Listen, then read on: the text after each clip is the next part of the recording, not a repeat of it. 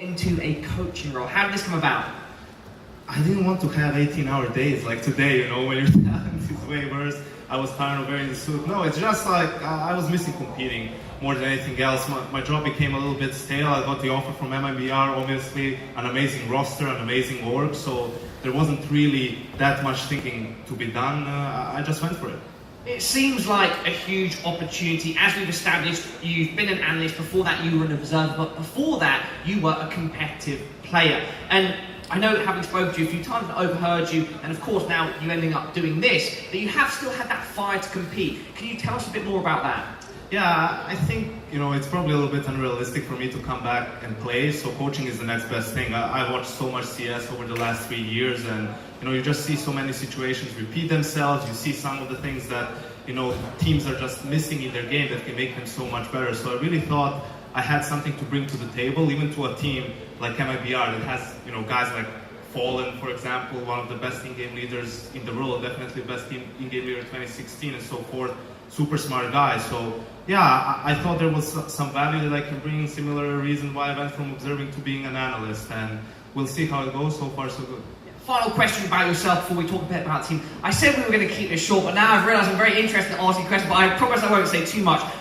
Does your close relationship with your fellow Serbian Counter-Strike player, Janko, have anything to do with the fact that you've continued to have that fire to compete and seen things from that perspective, since you do have that close relationship with him?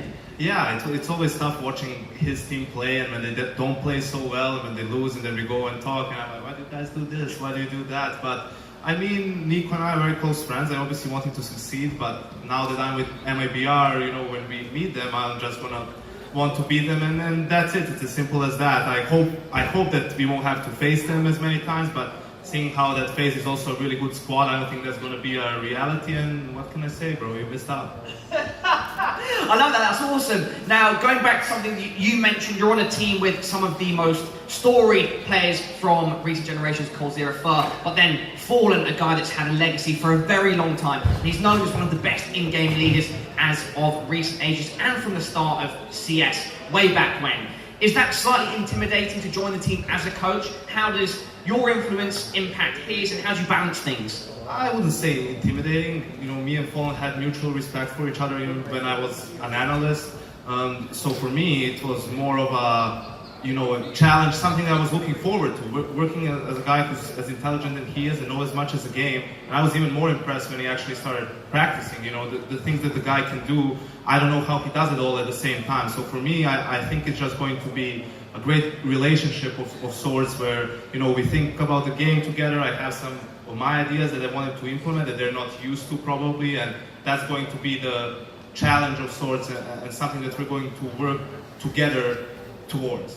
Sounds like a great plan. Janko, final thoughts with regards to this event. You've got off to a flying start, the most dominant performance today by besting Flash Gaming. Did that play out how you thought it would? Yeah, I think for us it was as expected. We are obviously the main favorite for this tournament. We're here to win the whole thing, so for us it's just playing one game at a time. And I think with the format of the tournament and the bracket that we have, that we are definitely super confident about our result here, and I think for now it's just about getting back to the hotel, getting some sleep, and then getting ready for MVP tomorrow. They're actually a really good team.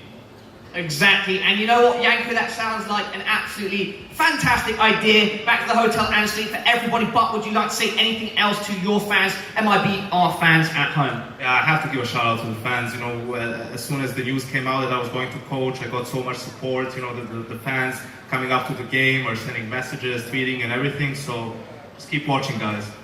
There we go, that's it from myself and Janko on stage. We're finally done for day one here at the ZOTAC Cup Masters. It's been a long, grueling day of CS, but we've seen some fantastic performances, some surprising and then some not so surprising, with MiBR closing things out at the end of the day.